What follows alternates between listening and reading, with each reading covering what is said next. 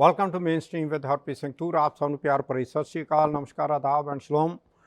2-3 things have happened in this past week. I was here last Tuesday and we were talking about the election in New York City, and also big beautiful bill just got passed in Senate right now. So you see on the screen my email address. Please send me an email, your questions. I was more than happy. Or, I know a lot of people stop me on the street and they ask me questions, but I will really appreciate if you can send me an email. I know we are not the people who are into emailing and doing all this kind of stuff, but it's never too late to learn. I know my grandfather always used to tell me, when one of the, parents came to our house and my grandfather was sitting there, and they came with the mithai, typical, laddu, and they were like, this is because our son finished his education. And my grandfather said, what did he do? And they were like, well, he just finished his bachelor, and no, sorry, master's. And my grandfather said, well, you can say that he stopped studying further, but you cannot say that he is done with the education, because education is something which is never ending process.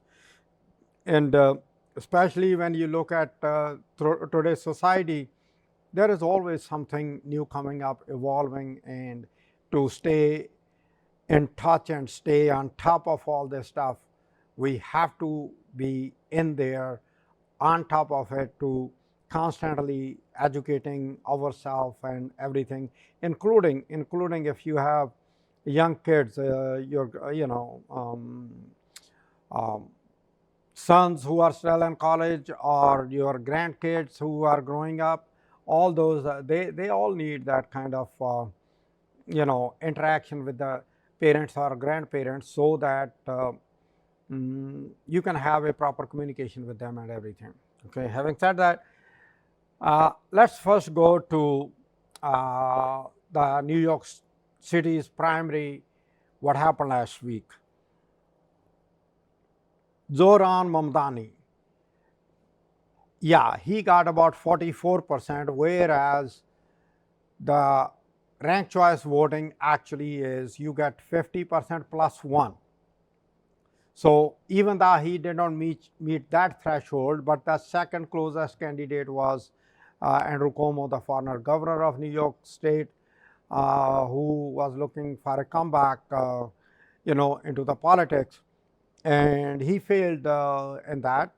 For the time being, it is the margin is about 10%, and he conceded the race already to Mamdani even before the final count is out, and the final count will be out, I think, either by the end of this week or next week, because it's a ranked choice voting, which is in itself is a different thing, because now we are through the primary process. So even if I talk about it, probably most of the people, they will not even remember by the time there is next primary, which will be next year. So we'll talk about it at that time. Now the question comes in, Zohran Mamdani, okay, a lot of money was spent to defeat him. The former mayor, Michael Bloomberg, gave, I think, about $5 million to Cuomo campaign in the last week or so, or 10 days before the primary, or something like that. And the money was not the issue for the governor. It was the way he campaigned. That's my assessment. I spoke to a couple of people also within, the democratic process, within those people who were involved in the campaigns on both sides. And there were people on Mamdani's campaign, they actually trolled me because I did not endorse him, and I was not the guy who was supporting him. And I'm being honest here, because he has these socialist policy. We come from those countries which has the socialist policies. I understand that there has to be a safety net. I do understand that, okay, because I have gone through a lot of things personally in my life. But at the same time, we cannot, just say that, okay, we will open grocery stores owned by the city. We will, free bus services, where that money is going to come from.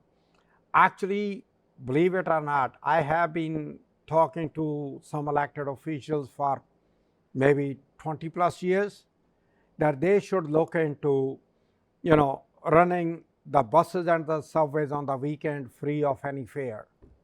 But it's not going anywhere because money then becomes the issue. I was against congestion pricing, including the assembly person which I worked with, David Wapron, at that time. But still, congestion pricing happened. And I personally believe that the people who live outside, let's make two categories. Number one, within New York State, I'm not talking about New Jersey at all here right now, okay? Within New York State, we have, in New York City, the people who live in New York City and farther east into Nassau and Suffolk County, they get penalized just to travel to Manhattan or to connect to mainland. They have to pay the tolls.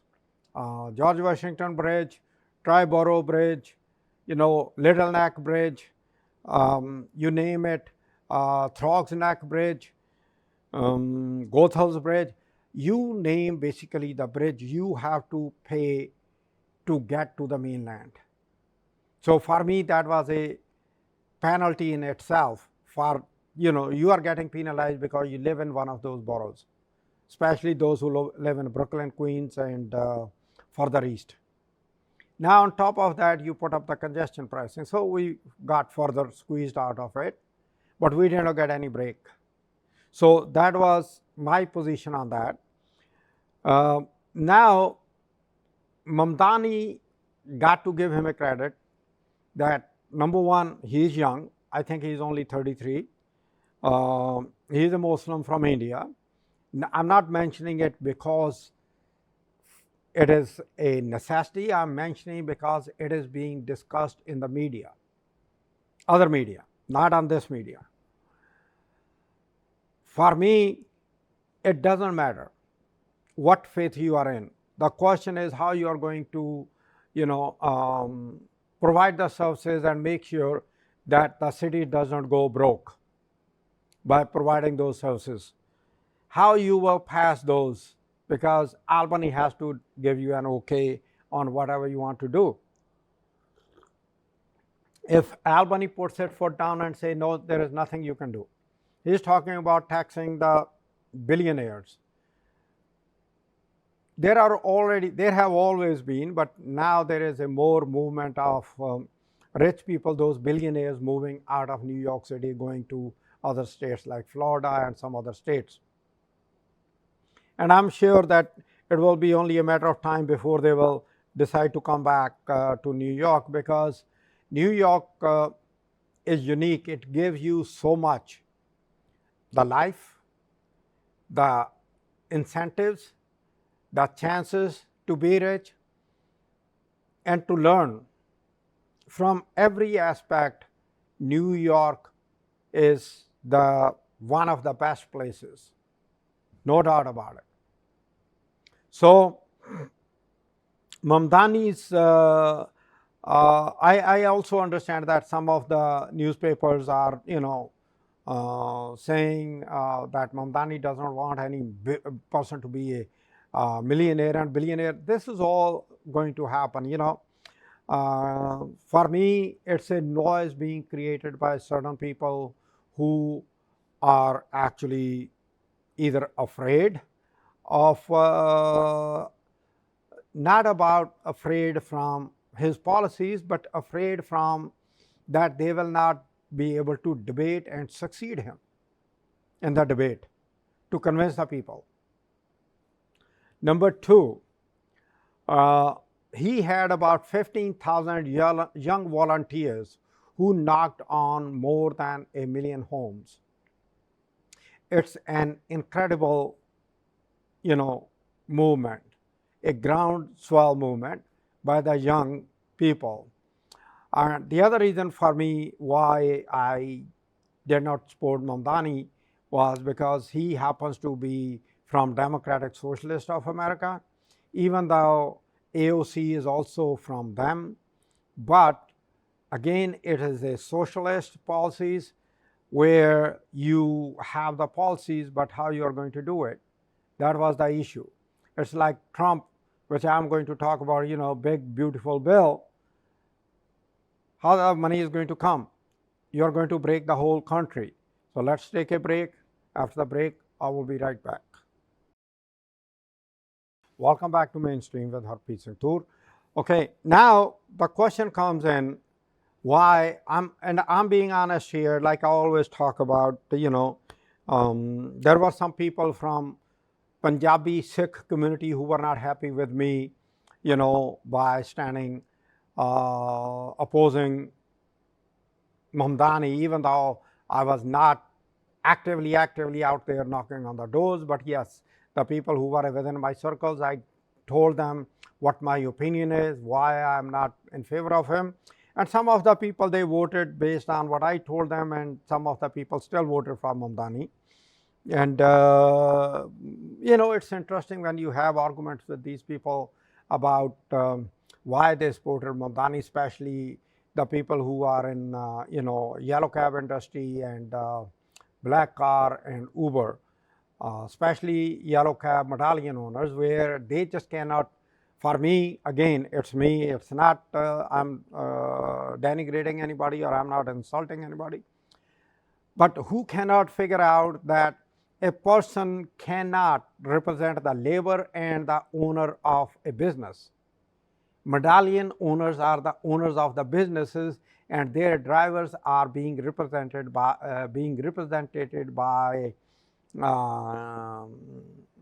Bharvi Desai as taxi, workers, something union. And I just can't make them understand that how she can represent you as well as the drivers. They just don't get it. And, for me, I have literally given up making them understand, because I figured out that there is no way I can make headway on that part. But so having said that, now coming down to what is the future of New York City's mayoral race, okay? We have Zohran Mamdani, a Democrat. We have Eric Adams, a former Democrat, now independent. And now we also have Curtis Sliwa. Curtis Sliwa is from Guardian Angels, who faked the attacks in the subway so that he can get, the popularity and, the money from wherever he was getting from, whatever his business model was. I never tried to find it out. And made his uniform famous with red jacket and a cap with a tail on it. But, he was one of the first person to literally oppose allowing Sikhs and Hasidic Jews and Muslims to serve in NYPD by keeping their articles of the faith. He was very much against it. Okay, so that is Curtis Sliwa, who spent some time behind the bars also. Okay, and then nobody will talk about it, because when I speak to some people about it, they are like, what? Yeah, he did. Okay, now next comes in Eric Adams, who is now an independent. Okay, and then we have Zohran Mamdani as a Democrat. Between these, okay, there may be a consolidation between, the other two candidates. I don't know. But there are people on the Wall Street, famous people, who actually do not want Mamdani to be the mayor of the city. They have their own reasons. You know, it is up to Mamdani how to convince them, including the Wall Street people, because Wall Street is one of the biggest asset which New York City has, which generates billions of dollars in tax revenue, not just for the New York City, but New York State and the federal government. Let's not forget, New York State and California, these two states are the biggest contributor to the federal government, which means they send more money to federal government in the shape of taxes than what they get back for the services provided. Okay, so there are some calculations and some things are being talked about that there may be some compromise between Curtis Sliwa and Eric Adams and Mario Cuomo, the governor, not Mario Cuomo, Andrew Cuomo, the former governor, excuse me. He's not completely out of the race because he hasn't declared that he will not run at all. So, if he runs, the scenario will be we'll have Zohran Mamdani, we'll have Andrew Cuomo, we'll have Eric Adams, and we will have Curtis Sliwa. Okay, 4. So, independent votes will be split between Eric Adams and Andrew Cuomo. Republican votes will be split between Curtis Sliwa and Andrew Cuomo, not with Eric Adams. Eric Adams may get a little bit of it, but not much. So, those people who voted for Mamdani at this point, there is going to be an increase of the people when the general election takes place in November.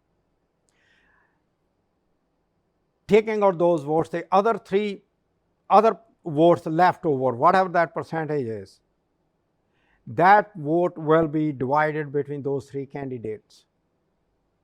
So, how the scenario will develop, we will see, and as we go along, we will look into it, we will definitely talk about it. But right now, this is where we stand.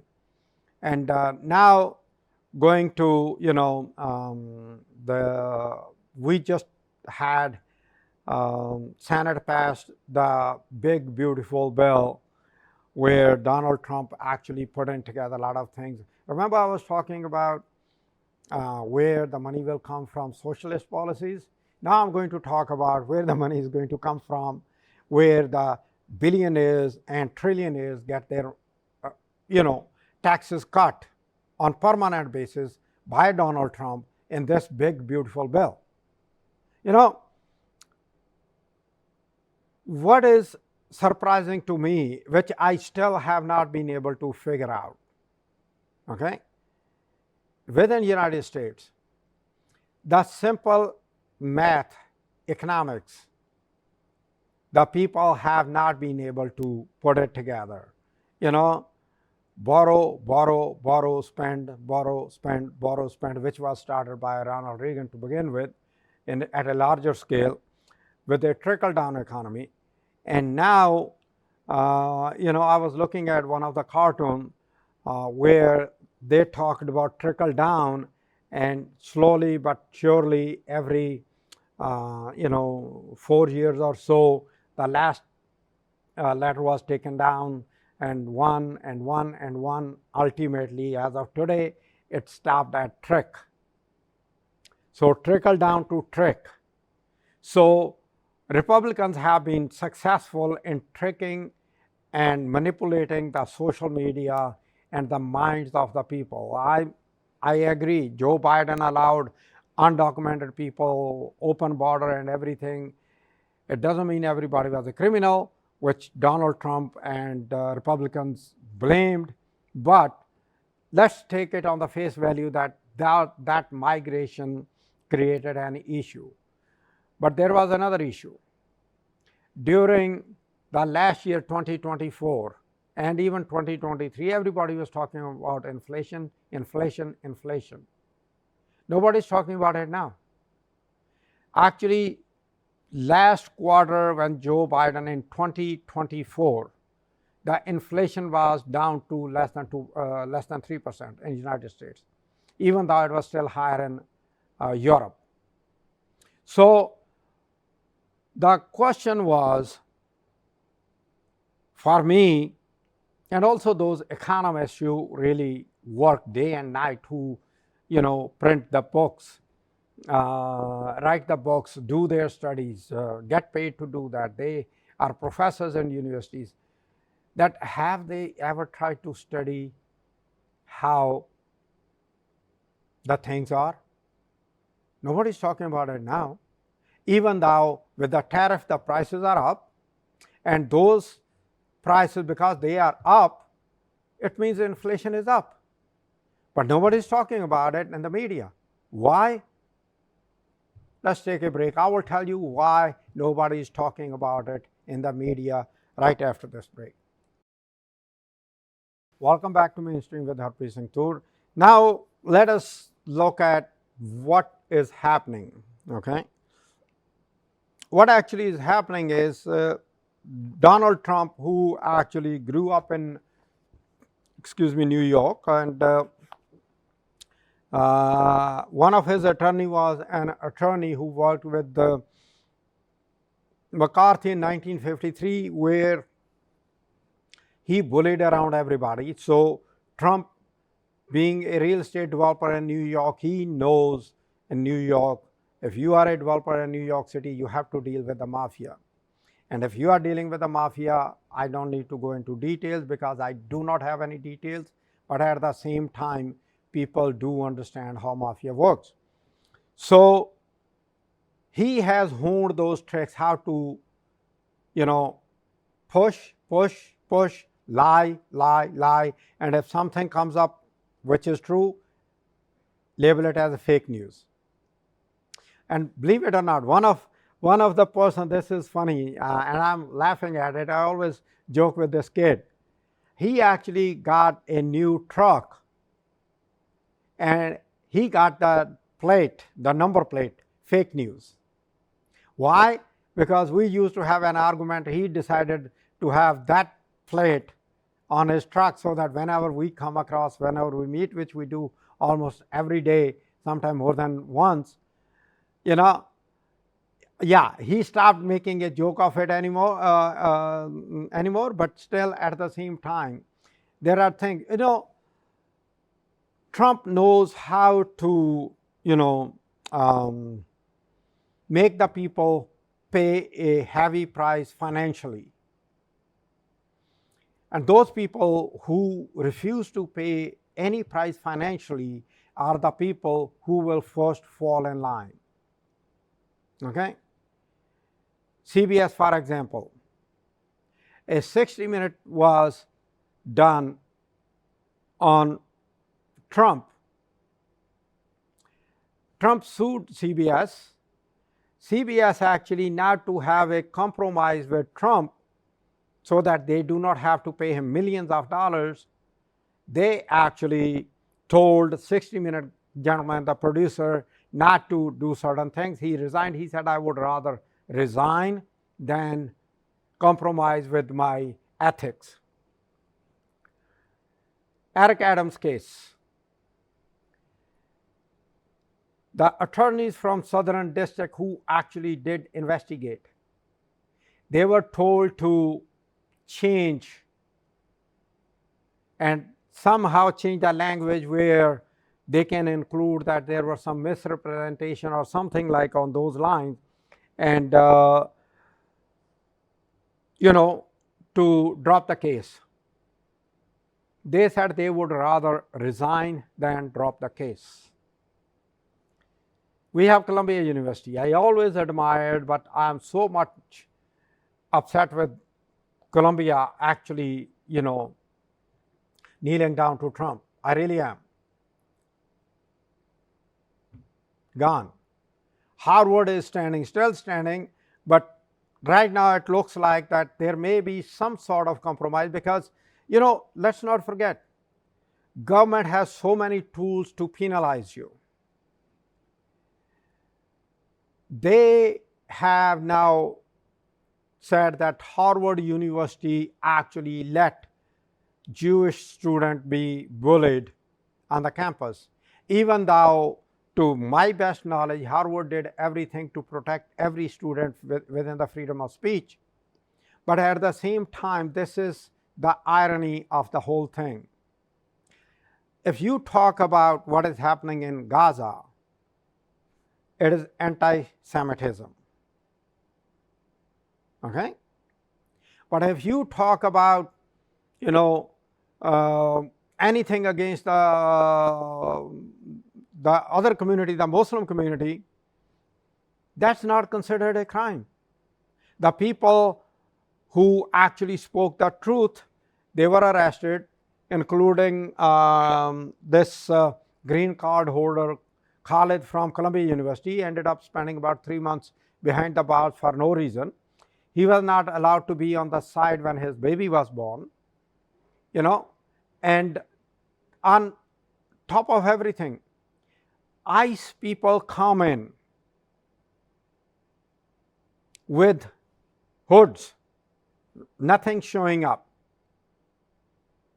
picking up the people from the street, putting them in the car and going, and family doesn't know what happened. Could it be a kidnapper, or it is really the ICE? So that is something which actually is happening here right now. And I personally would say the people from the ICE, if they are doing their job, why they should be afraid of? They already have the guns on them. They are allowed legally to carry the guns, even in New York City, where the guns are not allowed. ICE agents are allowed. Okay? So what they are afraid of? I don't know. But in the meantime, if a judge gives a judgment against the policies, his family and within his families, his relatives, other relatives, they get pizzas delivered to their house, which means what? A message is being passed to them that we know where you live and we will come after you.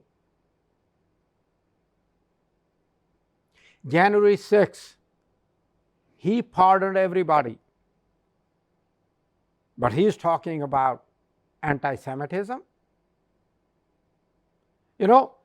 Any hatred against anybody should not be acceptable, period. No ifs and buts about that.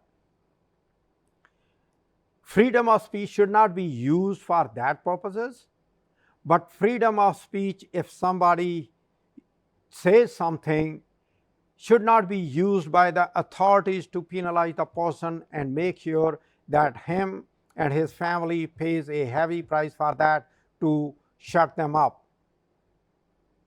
And that reminds actually what happened when the World War II started. This was exactly what was happening.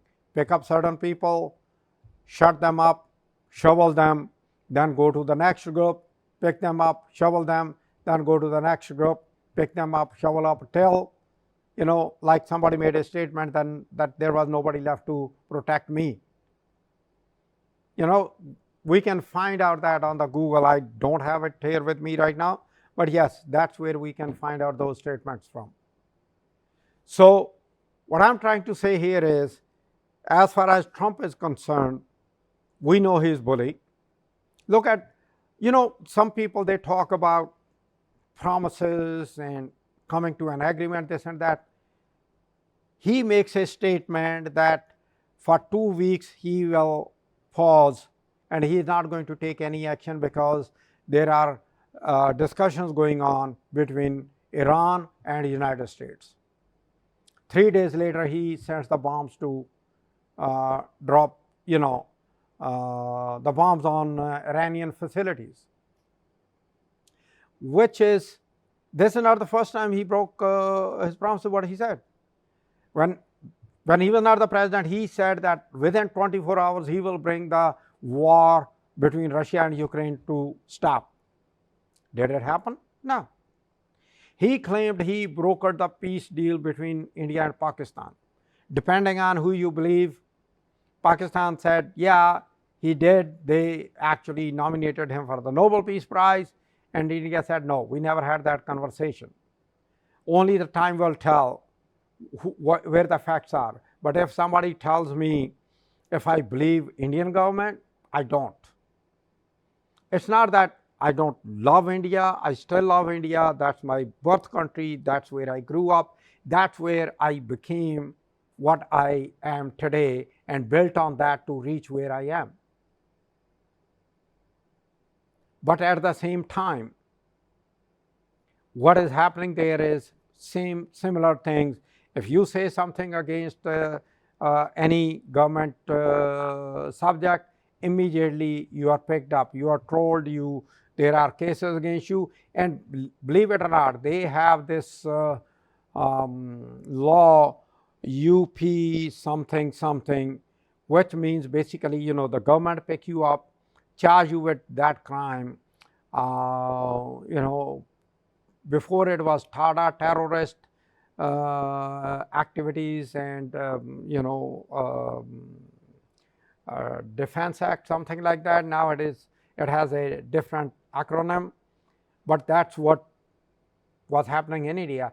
And in United States, it is happening also, where the media companies are being shut down by legal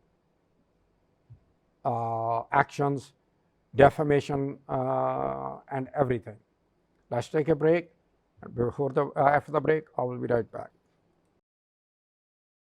Welcome back to Mainstream. This is the final segment. So the results just came out.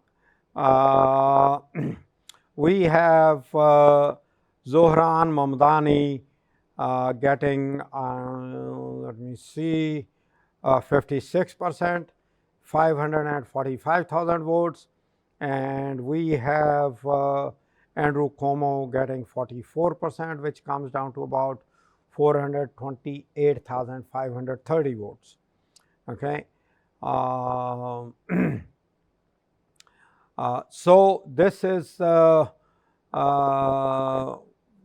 are probably other races also in there, but we'll check later on. But this is where we stand. So Mamdani literally won the New York City's primary to be the mayoral candidate. Okay. Now going back to which we were talking about, what is happening. So media is threatened with lawsuits. So they have stopped talking about it. They have stopped doing a lot of things. But interestingly, there is another factor which is developing still right now, that Elon Musk has actually threatened the Republicans that anybody who went for this big, beautiful bill, he's going to create a third party to oppose them. We'll see how it happens.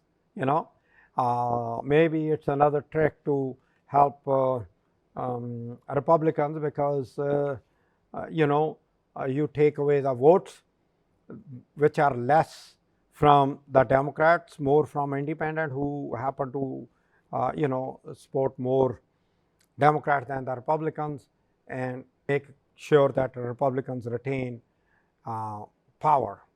Yeah, that's the people who run their brains all the time for these things, for them to figure out. There is one thing which I want to say here to you. I'm reading from here. It was the president of University of Virginia was forced to resign by the Trump administration because they were pushing the University of Virginia either to fire him or will take away, the grants for research and everything. We need to understand that how much money goes into these universities for research, so that all those things which we have, including the smartphones, including our vaccinations, the shuttles, the space research, you name it, these researches are done on the universities, on their campuses. And that's when, once they succeed, then they are rolled out to you and me. Okay? This is a remark by US Senator Mark Warner and Tim Kaine. Both are Democrat, both are from Virginia. Virginia's economy and prosperity depend on the strength and integrity of our higher education system. Remember, Virginia's education system was ranked as #1 in whole United States, even though we have Columbia and Harvard and Yale and Cornell, then we have Princeton, and then we have Penn State right here. It is outrageous, and official in Trump Department of Justice, DOJ, demanded the Commonwealth's globally recognized university remove President Ryan, a strong leader who has served UVA, which is University of Virginia, honorably, and moved the university forward over ridiculous culture war traps. That's the war which I'm talking about, Islamophobic, just or xenophobic. Just name it, give a name tag, and that's it. Like there was a time when McCarthy was saying, oh, such and such congressman is a communist, such and such senator is a communist, and that person's career was gone. Okay? So it's same thing. That reminds me actually something which I will talk after I read this thing. Decision about UVA's leadership belongs solely to its board of visitors, which is the board of directors in a way. That's what they call them.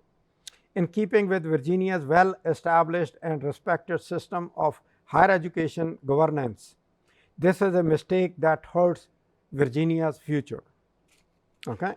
This is what happens when you have a person who is always, it's either my way or the highway, and I even won't let you take the highway. If you try to take the highway, I will crash your vehicle and arrest you. Okay?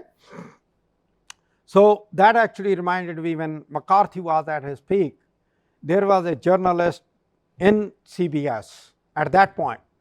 Remember I talked about CBS at the beginning, that CBS is in consultation to reach an agreement with the Trump for that one of those episodes. He actually stood up to McCarthy till McCarthy was taken down.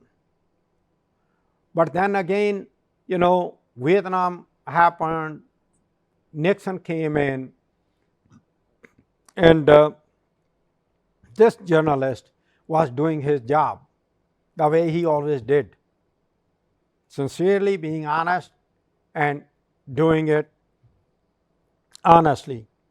So what happened? There was a situation where the president of CBS and this journalist, he actually, CBS wanted him to not to do a show regarding this news. So, sorry, I'm just trying to look for something.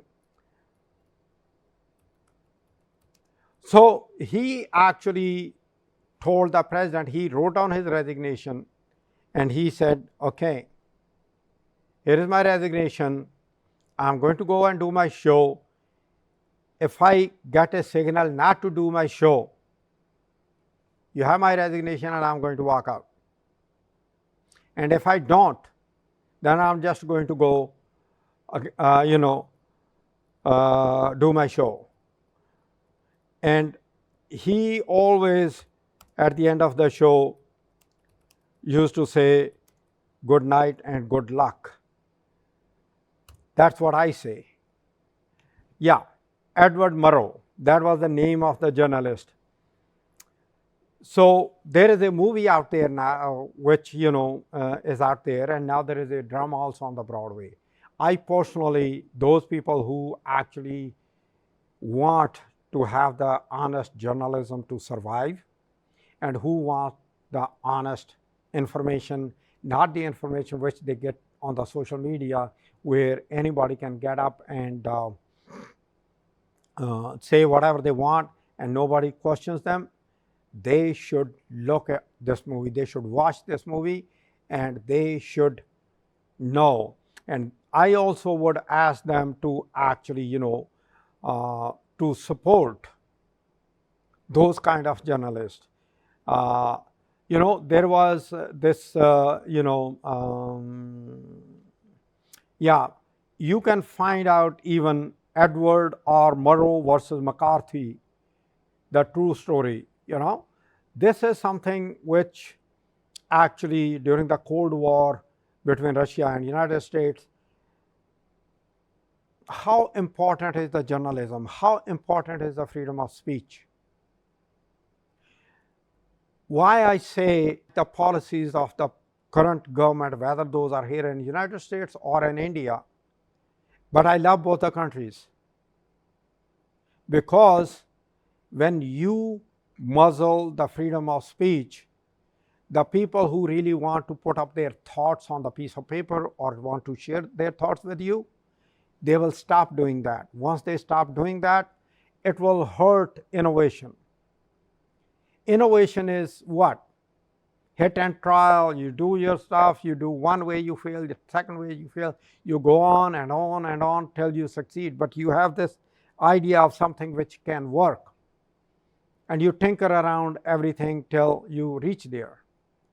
So whatever that idea popped in your mind, it popped up because you had a freedom, you were not afraid. Remember, it's not an ancient history, it's a recent memory.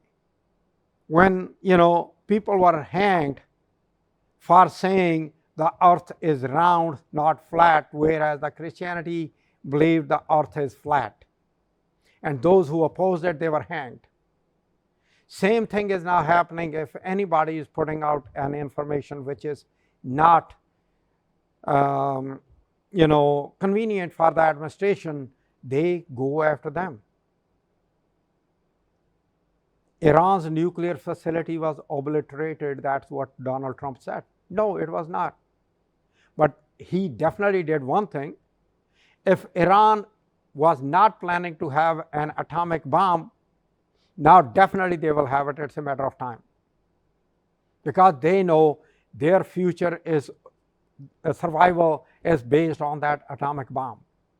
Israel can have it. Nobody talks about it. Israel can kill the people. Nobody talks about it. Trump can kill the people. Nobody talks about it. Russia, Putin was killing Ukrainians. There was a conversation, there was discussion. Now nobody talks about it. So that's how the histories repeat itself.